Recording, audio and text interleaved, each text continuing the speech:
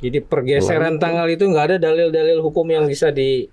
Iya, nggak ada, itu kan hanya emosional aja. Dan saya sih menduga itu lahir dari orang-orang yang tidak suka muludan sebetulnya. Orang yang justru sekarang membidah-bidahkan muludan, ribut kayak begitu.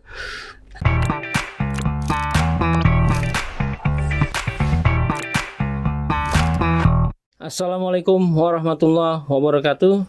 Waalaikumsalam warahmatullahi wabarakatuh. Apa kabar sahabat Bantuan Podcast? Berjumpa lagi dengan saya dan sudah hadir di studio Kiai Haji Dr. Andes Matin Sarkowi dari Majelis Pesantren Salafiyah. Apa kabar Pak Kiai? Alhamdulillah sehat walafiat. Kita akan bahas nih Pak Kiai pergeseran Hari Libur Nasional, Hari Besar Keagamaan, yang kalau nggak salah tahun ini sudah terjadi 2 kali ya Pak Kiai. Ya. Waktu 1 Muharram dari tanggal 10 digeser ke tanggal 11 Agustus kalau nggak salah. Nah kemudian di bulan ini Maulid Nabi digeser dari tanggal 19 ke tanggal 20. Mohon dikoreksi Pak Kiai kalau salah. Nah, ini kan ramai nih Pak Kiai. Sampai MUI juga bersuara. Kenapa harus digeser? Sementara keramaian-keramaian lain saja sudah ada dan tidak dipermasalahkan. Begitu. Belum lagi komentar-komentar lain yang cukup tajam pro kontranya. Nah, memang pergeseran ini berkaitan atau punya korelasi dengan persoalan syariat Islam Pak Kiai, sehingga nampaknya kok jadi begitu genting dan seperti persoalan halal dan haram menjadi persoalan bicara tentang surga dan neraka begitu Pak Kiai. Gimana Pak Kiai? Iya. Oke, Assalamualaikum warahmatullahi wabarakatuh. Waalaikumsalam warahmatullahi wabarakatuh. Memang di era kekinian sepertinya banyak orang-orang yang selalu saja mengkait-kaitkan aspek yang mengandung unsur agama ke arah politik ya, politik kekuasaan. Sebab pergeseran tanggal merah dari sejak dulu sebetulnya kan peringatan hari-hari besar Islam itu tidak ada kaitan dengan tanggal merah atau tanggal hitam. Karena apa? Kalau persoalan tanggal merah itu tanggal libur aja kan, libur bagi pegawai. Nah, menghormati hari besar Islam itu bukan persoalan libur atau tidak libur, tapi bagaimana implementasi dari peringatan hari besar itu sebagai sebuah ungkapan rasa syukur. Jadi kalau saya melihat kegandrungan sekarang ini, kegandrungan politik, bukan urusan agama. Di contoh di Banten ini, peringatan Maulid dilakukan oleh masyarakat itu sejak awal Rabiul Awal, tanggal 1 sampai terakhir itu sudah banyak yang memperingati. Jadi nggak ada kaitan dengan persoalan merah atau tidak merah. Nggak ada kaitan dengan persoalan syariat Islam. Okay? Ya nggak ada lah, kecuali pergeseran tanggal dalam konteks awal puasa gitu ya, atau hari Lebaran gitu. Itu memang nggak bisa digeser-geser. Itu harus berdasarkan hisab atau ru'yahnya. Oke. Nah, memang pergeseran ini punya sisi manfaat atau mudarat yang bisa pakai lihat.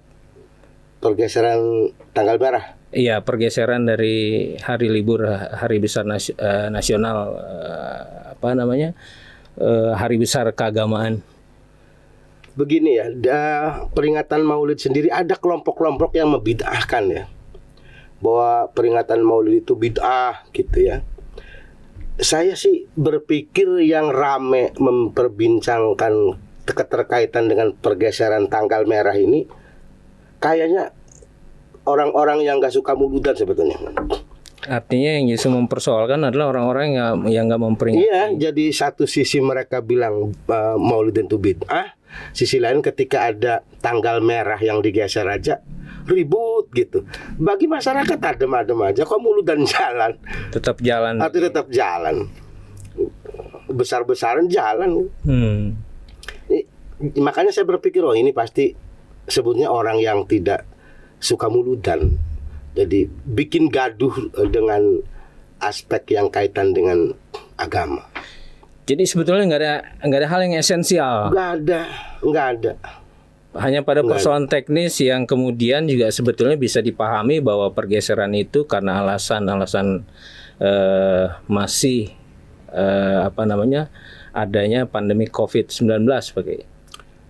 Iya, kalau kaitan dengan pandemi COVID, masyarakat juga paham itu. Tetapi sekali lagi, kalau kaitan dengan soal tanggal merah nggak ada lah. Mulut ya mulut gitu.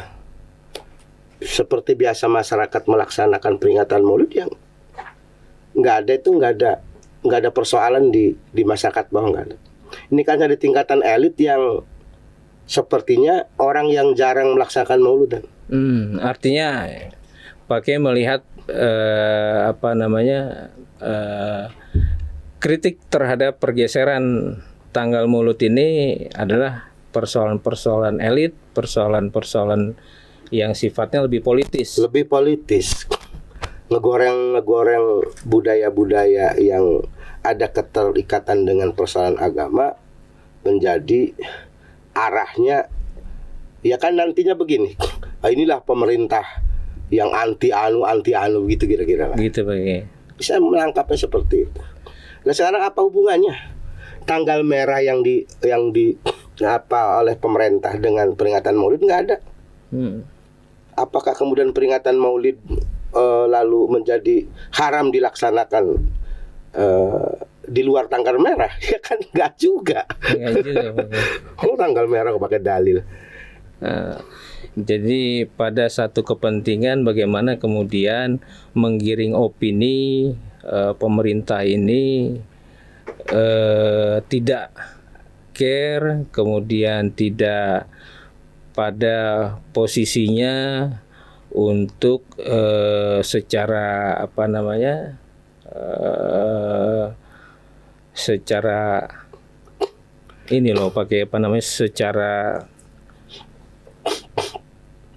perasaan bagaimana menghargai umat tetap pada tanggalnya. Ya enggak, Wong.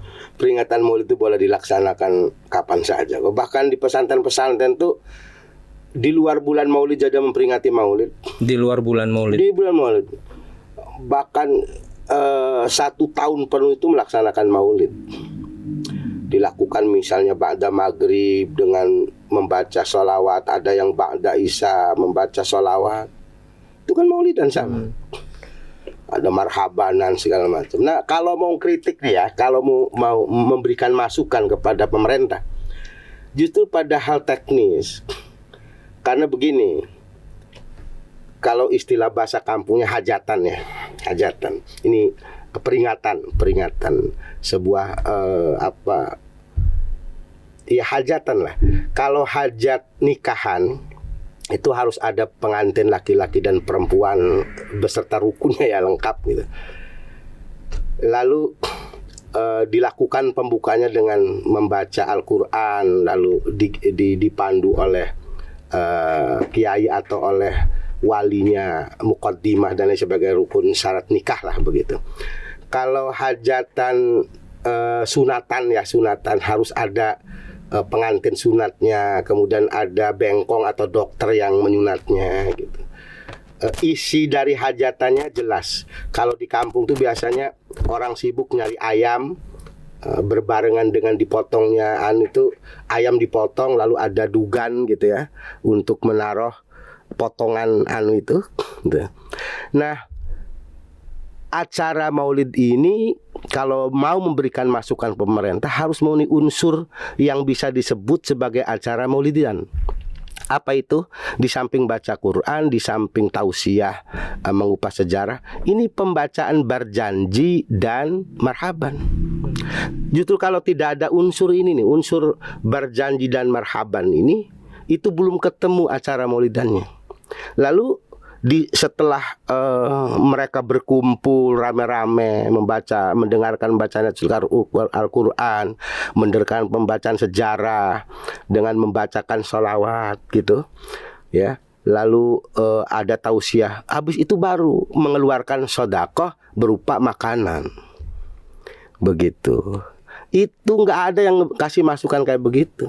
Sehingga antara PHB peringatan Hari Besar Islam, Isra Mi'raj, Maulid atau apalagi, ini kan harus ada beda dalam pengertian suguhannya, sajiannya gitu loh. Kalau mau mengkritik itu bukan soal tanggal merah, jadi pergeseran tanggal itu nggak ada dalil-dalil hukum yang bisa Iya, enggak ada, itu kan hanya emosional aja. Dan saya sih menduga itu lahir dari orang-orang yang tidak suka muludan sebetulnya. Orang yang justru sekarang membidah-bidahkan muludan, ribut kayak begitu. Nih saran kepada pemerintah, kalau mau peringatan Maulid, berjanji itu harus ada tuh, marhaban harus ada tuh. Memang biasanya kalau pemerintah yang melaksanakan peringatan ini apa saja? Ya kan enggak ada, cuma baca Quran, tausiah, selesai. Gitu. Nah ini kalau mau disajikan ini sehingga gini loh Maulidan itu, kan gitu. Makan itu sedekahnya.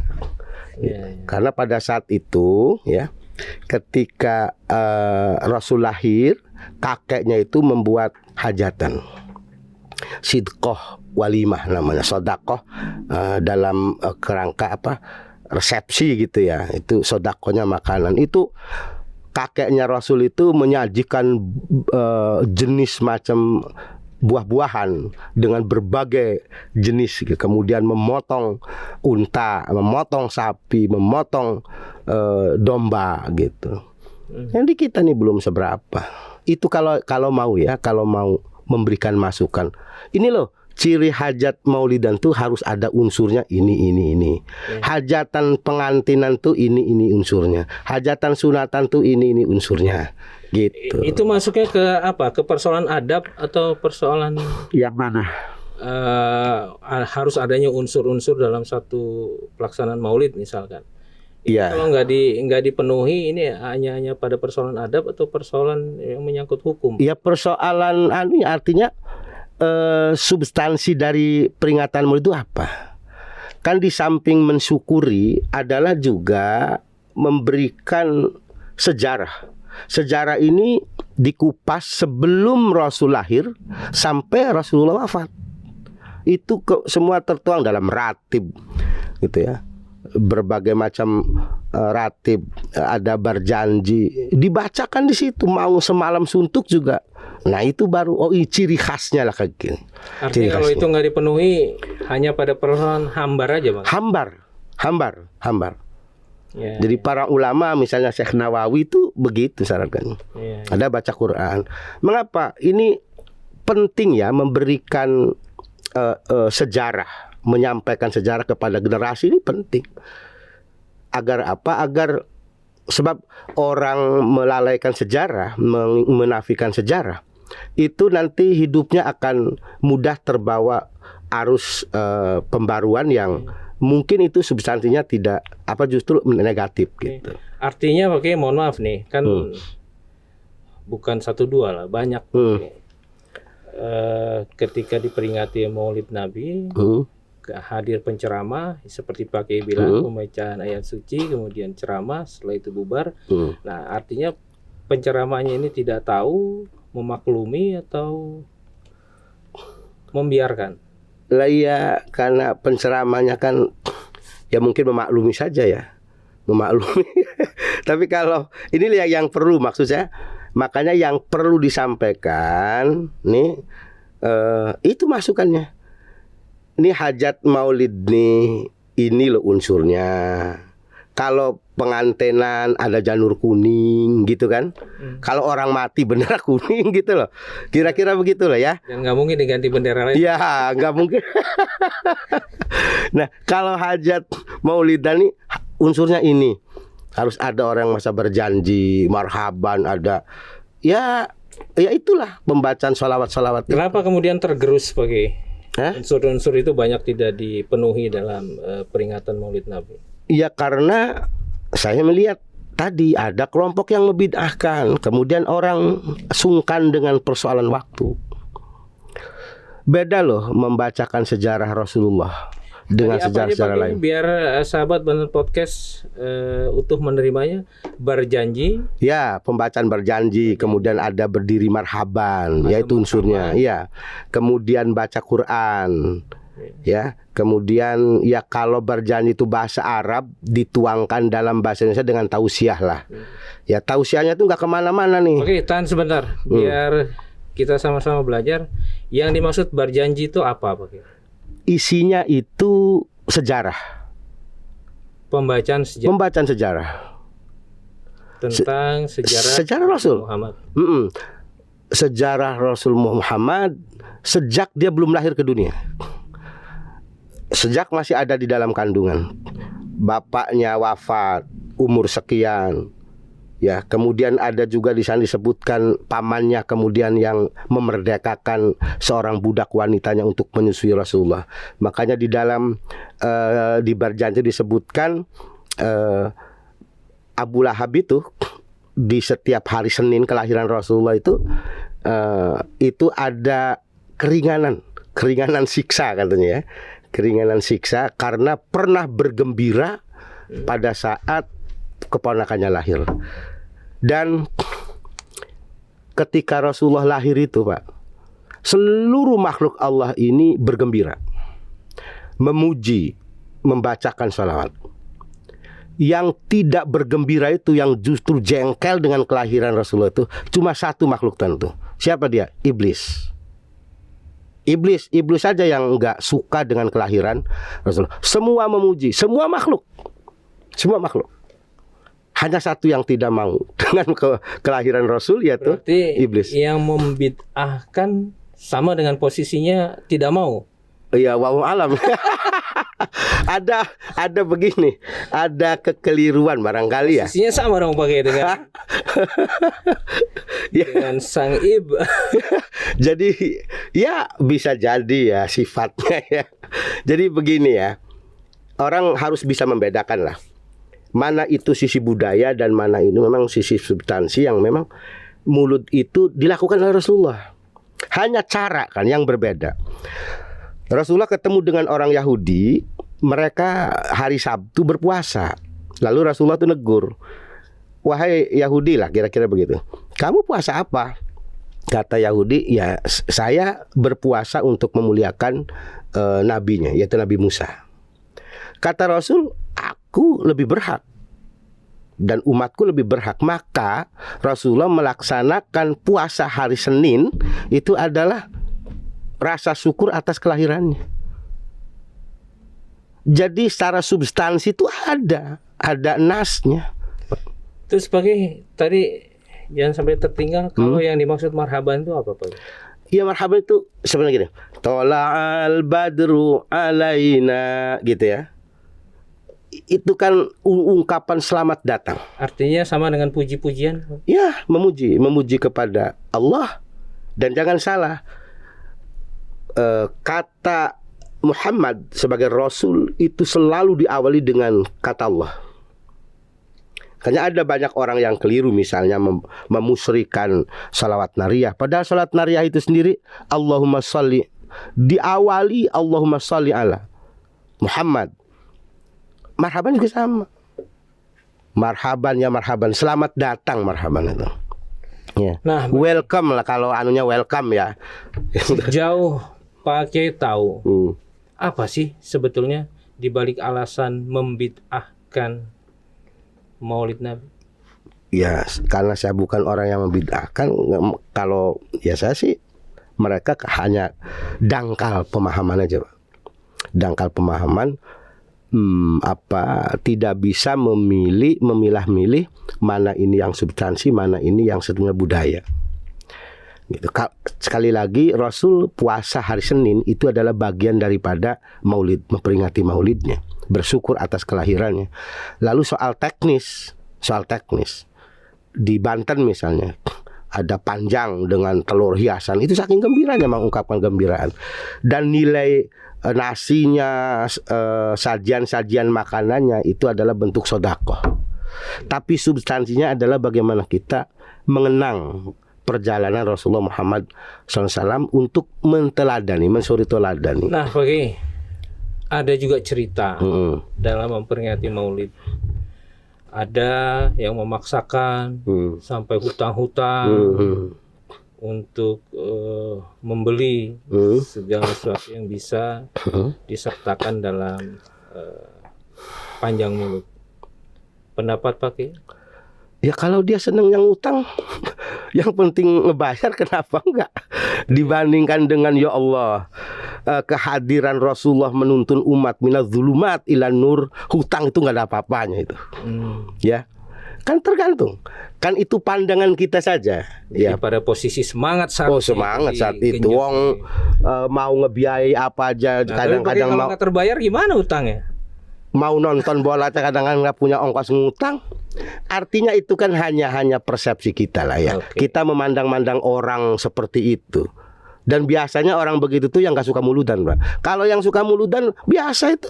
Nggak ada cerita orang karena dia mengeluarkan sedekah mauludan Nabi lalu dia bangkrut, nggak ada itu. Belum ada pakai. Insya Allah nggak ada. Makin makmur lah insya Allah. Utangnya akan kebayar. Orang nggak muludan juga banyak yang punya utang kok. Ada kalau dikait-kaitkan dengan persoalan itu ya. Orang punya semangat untuk sesuatu yang membutuhkan dana lalu nggak punya dana, pasti nyari utang. Dari sisi saling berlomba untuk memberikan berbagai bentuk sajian barang. Nah, bagaimana pendapat Pak Kiai? Apakah ini juga bisa disorot pada persoalan ria? Enggak, ria dalam membesarkan Rasulullah nggak ada masalah. Nggak ada masalah, Pak. Daripada yang nggak muludan. Nggak apa-apa ria dalam hal kebaikan, nggak apa-apa. Nggak apa-apa. Daripada tidak muludan lalu membidah-bidahkan. Yang enak itu nggak muludan ya jangan membidah-bidahkan. Udah mah nggak mau muludan, ngebidah-bidahkan soal tanggal merah aja ribut gitu. Padahal kita yang biasa muludan nggak pernah ribut. Tidak pernah mempermasalahkan pergeseran. Enggak, mau diatur oleh pemerintah nggak ada masalah kok. Kita muludan aja. Seandainya pun tidak ada hari libur pada peringatan. Iya nggak ada masalah. Juga tetap aja diperingati. Masyarakat udah duluan memperingati dari awal bulan Maulud itu, Rabiul Awal udah muludan. Dan tidak perlu menunggu tanggal pergeseran tanggal atau di tanggal merah. Dan nggak perlu undang camat, nggak perlu apa. Kalaupun undang pemerintah itu kan sebuah penghormatan aja agar pemerintah ikut muludan kan gitu. Nggak ada cerita keterikatan dengan masalah itu kan. Nah, Pak Kiai, pertanyaan terakhir. Apa esensi dari peringatan Maulud di masa sekarang di mana semua perubahan besar terjadi di masa ini? Iya. Pertama, suri teladan sikap sebagai manusia. Karena Rasul itu sebagai manusia. Muhammadun basyarun, sama dengan kita. Tetapi tentu tidak sama kapasitas manusianya. Muhammadun basyar, Muhammad itu adalah manusia seperti kita. Dia butuh makan, dia juga butuh minum, dia butuh hidup, dia punya nafsu biologis, tetapi laisa kal bashar. Dia jauh melampaui batas seperti kita. Nah, dia adalah Rasul, disitulah pangkat kerasulan. Maka ketika Rasulullah itu sebagai manusia, sama-sama manusia, dia mensifati, mengambil sifat Allah yang Rahman Rahim. Maka Rasulullah tidak pernah menghina orang. Sekalipun diajak oleh Rasul untuk memeluk Islam, tidak mau. Tapi Rasulullah tetap menghargai dalam konteks itunya. Lalu dalam soal kepemimpinan ketika Rasulullah ada di Madinah, ya, bagaimana sikap Rasul yang disebut sidik, amanah, tablik, segala macam, fatona. Inilah kemudian yang menjadi kriteria bagi seorang pemimpin. Bagaimana perlakuan adilnya Rasulullah. Lalu dalam konteks ilmu pengetahuan dan teknologi, itu peristiwa Isra Mi'raj, yang pada saat itu perdebatan apakah Rasulullah Isra Mi'raj ini dengan jasad dan ruhnya. Ada juga yang tidak percaya. Nah, hari ini dibuktikan bahwa saya bisa berkomunikasi dengan orang yang ada di Saudi. Kita semua bisa berkomunikasi dengan orang yang ada di Amerika. Padahal kalau kita pikir nggak ada kabel, nggak ada apa. Tapi kenapa bisa? Inilah sebuah, kalau kita mau rangkai sejarah itu, cerita di Barjanji itu, maka termasuk ilmu pengetahuan dan teknologi hari ini adalah sumbernya tetap adalah Al-Quran. Baik. Gitu. Oke. Terima kasih. Assalamualaikum warahmatullahi wabarakatuh. Waalaikumsalam warahmatullahi wabarakatuh.